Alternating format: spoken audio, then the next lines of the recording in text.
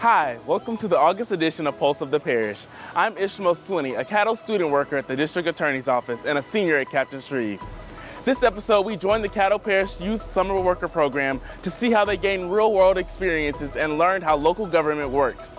We also followed our communications director, Crystal Beecham, as she spoke with Commissioner Greg Young about the land bank's fight against blight.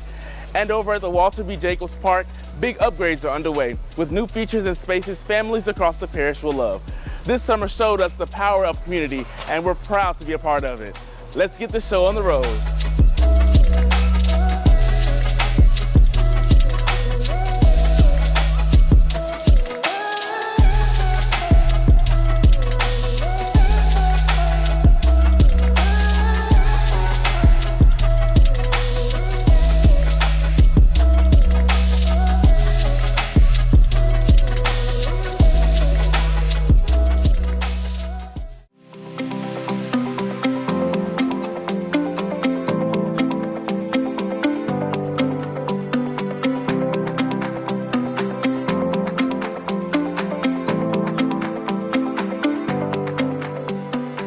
So this year's summer worker program was such a success. We had 58 summer workers come and they were such a joy to have. It was really great to get to see them in action and see the value that they bring to our organization. The summer worker program that the parish hosts is a wonderful partnership with the community. I think it also helps them professionally because whether it's working on their communication skills, their interpersonal skills, their professional development, they get a side-by-side view of what that looks like in the context of whatever educational pursuit that they're in. In an environment like this, you learn how to dress professionally, you learn how to talk to others professionally, and these are things that you're not going to get at your typical high school job. But the skills that you could gain at a regular job, you also get here, plus many, many more benefits. I want to do things in law and politics, so coming to the Cattle Parish District Attorney's Office, I soaked in all the knowledge, and I kept coming back simply because one of the relationships and two of the knowledge that I was gaining. I was getting hands-on experience going into the courtrooms, hosting leadership academies, legal workshops, and learning more and more things every year. So it was just an opportunity for me to network and to gain those relationships that are needed for daily development. The summer worker program has helped me out with making a lot more connections in my field as a person who is studying forestry and wildlife management. I'm more on the conservation end a little bit, which is why working with a place like Walter B. Jacobs is really, really helpful for me. I'm able to go out and get hands-on experience in my field as well as, get my foot in the door a little bit. One of the things that I think we really need out of our student interns is for them to have a good sense of their own strengths, their own things they're comfortable doing, and also what they want to learn, what they want to experience, because somebody may not be looking to do exactly what we do in the long term, but there are skills they can pick up and skills they can learn here that they can apply in whatever their long-term goal may be. I look to see how my life would look if I was actually in a position where I was an accountant. And I think I've got that. I can see how every day goes, how similar it is each day, or what different things I might do each day. Being able to work in this department specifically has allowed me to get to know people and how to talk to people, especially to help me in my field of career that I would like to go into, which is the dental profession. And I feel like just being able to know how to work in an office space will be very essential for me when I do get into my field. Day in, day out, we always get phone calls with citizens in the parish that have problems, and sometimes they just want someone to talk to, someone to hear them out. So in the future, hoping to become a psychologist, working here has heightened my skills on listening and understanding better. This is my second year working for the Cattle Parish program, and it's really this year especially, it's helped me to branch out more because I've always been kind of introverted, kind of quiet. So it's kind of helped me to find my voice in a way. Normally I wouldn't just be open up to talking to people, but here I felt safe and confident to talk to them. I met new friends and new workers that like act like a father to me. At first, it was kind of hard for me to talk to people, but now I think it really helped me be able to come out my shell and just have empathy, because I want to be a nurse, and so talking to people is essential, and I'm really shy. So that's my biggest takeaway, and I think I will continue to do this program because of how rewarding it is. What brought me back 3 years is the people. The people here, they made me want to return. They are so nice and they are so helpful, and I like the way they interact with the community as well.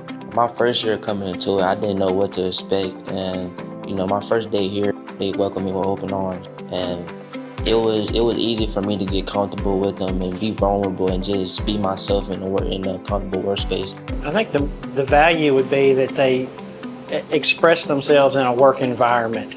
I think that for me personally, my role is to make them understand they have a position somewhere and that they can fulfill it if their goal is to do whatever it is they want to do. If a student is interested in participating in our summer worker program next year, be looking on our site, www.caddo.gov/jobs, around the end of March. Make sure your resume is up to date and concise. Get someone to review it if possible. And of course, just work hard. It is an opportunity for hands-on experience in all forms. You can go work at the Parks and Recreation. You can come here to the Caddo Parish District Attorney's Office. You can go to Animal Services, Facilities and Maintenance. It's a place here for everyone. And so we want to welcome everyone here next year because we believe that everyone has an opportunity to be something great. And this is where it's all started, here in Caddo Parish.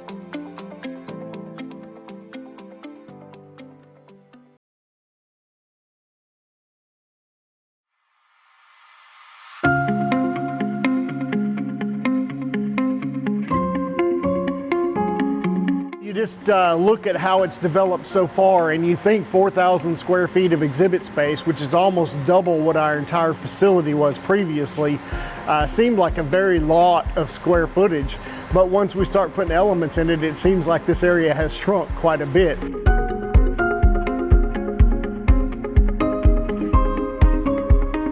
We're at the point, once the building gets into dry, then things start moving really quickly, and that's what you're seeing evidence of now. So basically when Rusty was talking about in the dry, that's once your building's fully enclosed, doors are installed, windows are installed, and they get the HVAC equipment in. Then once you have the HVAC equipment that's being worked on up above, you have the AC, and so you can start to do your flooring material, certain paints that usually require a good humid controlled environment. Now we've come in with our first exhibit installations with our large trees. So in the final end, this is a white oak tree, which is one of the premier species that's in our hardwood bottomland forest.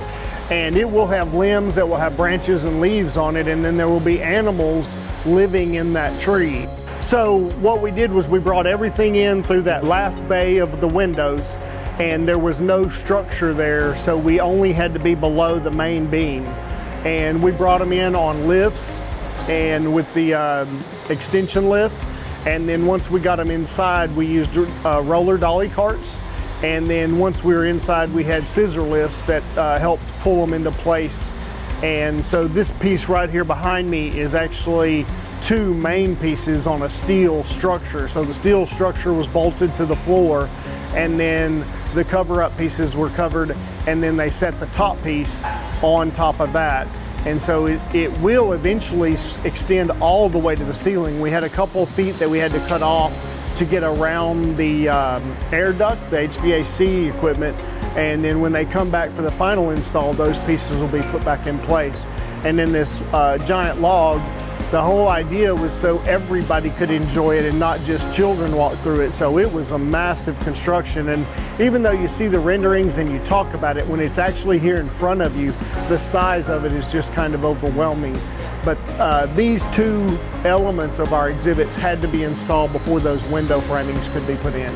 This whole process has honestly gone very smooth compared to other projects that we've had. You always start with your basic plans and you start to make ideas with the 2D drawings, but it's not until you get into construction that you actually do material selections of colors. So lately we've had a lot of internal meetings about paint colors, floor colors. What does the exhibit company need to match colors with their own? And then we give that information to the contractor so that he can make orders for the different flooring colors and whatnot. So now they're doing all the sheetrock work, and before you know it, next month it's going to be painted, taped, floated, and really start to look like a finished product. So once the trees were installed, then they could start with the exhibit windows.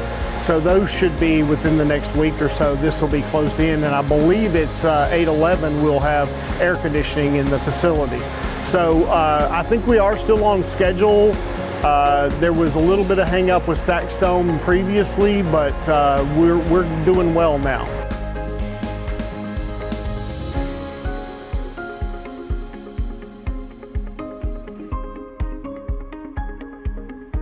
The whole project is just so exciting, and I feel very blessed to be a small cog in the wheel that's making this come together.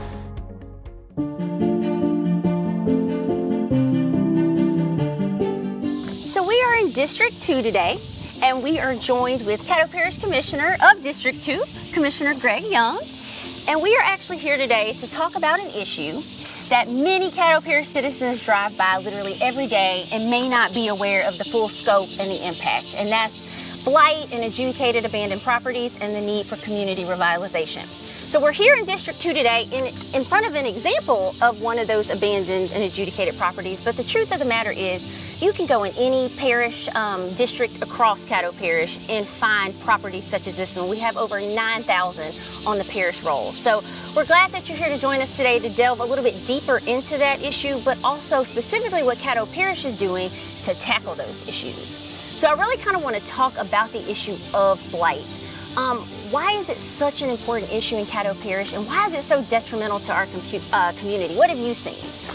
First of all, thank you so much, Ms. Crystal, for inviting me out today to focus on a very important issue to all of the citizens of Caddo. There are many different reasons why we should be paying attention to this issue, but I can think of three primary reasons at this point I think it's important to spell out. Number one, these properties like we're witnessing over here to my left, your right, are areas that provide for a lot of crime, and these are like beehives for criminal activity. That's the first thing. The second thing is that these properties, when they're in this shape, or if they're just vacant lots, these particular properties kind of rob our citizens of an opportunity to have tax revenues created by these properties. And then thirdly, of course, as we have housing, availability of housing, these deficits could be solved by having houses, affordable houses, functioning houses on these properties. So these are the first three things I can think of as to why this should be focused on. So we know you've been a champion of this not only at the local level with the Caddo Commission, but also at the state level, urging legislation around land banking. And we know that legislation was recently passed, but for the everyday average Caddo citizen, what is land banking? All right, land banking is a concept that's been devised by many municipalities throughout the United States. In fact, there are over 300 land banks throughout America. And of course, these land banks are created as a means of capturing or holding these particular pieces of property and developing strategic plans to put these properties back out into the marketplace. You know, some of these properties can be rehabilitated. Some of these properties, of course, can be remodeled. Some of these properties are areas where they're vacant, where we can construct houses on these properties. But it's a terrific idea, and it's a way that we can be more intentional. Right now, we kind of have a hodgepodge kind of concept where this person purchases property, and then for a number of years, they do nothing with it. But this will be more strategic and more tactical in terms of having a comprehensive strategy as to how to deal with the problem holistically. And hopefully, that's what we'll be able to accomplish with our land bank authority. Okay, and you mentioned that, you know, while this may be a newer concept for Caddo Parish, land banking is going on in communities around the country. So to your knowledge, from what you know, are these programs shown to be successful? Are they working in other communities? They're being, this particular concept of a land bank has been highly successful throughout the United States. And the beautiful thing about it, and I think what really makes it successful, is because it receives bipartisan support from Democrats, Republicans, independents. Everybody's on board with land banks, from municipalities, liberal municipalities like in Detroit, to very conservative communities like Hopkinsville, Kentucky, a community that I used to live in. It's very, very conservative. In fact, it's called Christian County. Because of all of the bipartisan support, everybody's coming together around this idea. And of course, if you've got people who are united but for a particular purpose, it really enhances the probabilities for success. Absolutely, and I kind of want to go back to our legislation. So we talked a little bit about that. Act 443 in the 2025 session of the legislature gave parishes across the state the opportunity to engage, or the authority to engage in land banking activities. So I kind of want to talk about the journey to that. Like I said, it started at the local level with you through the commission. We've urged for that state legislation. But is there something that personally motivated you to push for this legislation, or any personal experiences that you have that said, this is legislation that we need here in Caddo Parish? Right. I think, first of all, it has a lot to do with the way I grew up. I grew up in very impoverished areas in Shreveport. In fact, one of the things that really stand out in my mind growing up is seeing all the poverty around. And it was a depressing situation then. And I can tell you, without telling my age, that over the last 50 years, it's gotten even worse. And so we can't continue to do the same thing and expecting different results. And so I saw the land bank as an attempt to put forth a very important effort, really to get something done in this area. And the beautiful thing about it is that it does have broad application here in Louisiana. When we moved it to the legislature in Baton Rouge, not one single House member or Senate member voted against this proposition. And so again, I think that it's broadly recognized that something radical has to be done. We cannot continue to do the same thing, because what we see here on this particular property is very indicative of the issues that we face throughout Louisiana, both here in Shreveport and throughout the rural areas of Caddo and the rural areas throughout the state of Louisiana. Right. So now we know that legislation has been passed and we've been given that authority. So now the parish is in that process of determining what structure works best for us, how the program will be designed. But when it's all said and done and Caddo Parish has its land banking program in place, to you, what does a thriving land banking program look like? What are the outcomes that you would hope to see, or goals that you would hope to meet once the parish has their program in place? I think that's a beautiful question. I think the best way to answer that is related to why it's important to fix properties like this. We want to return properties to the tax rolls. There are many things that we need to do here in Shreveport and Caddo, but we lack the revenues in order to do it.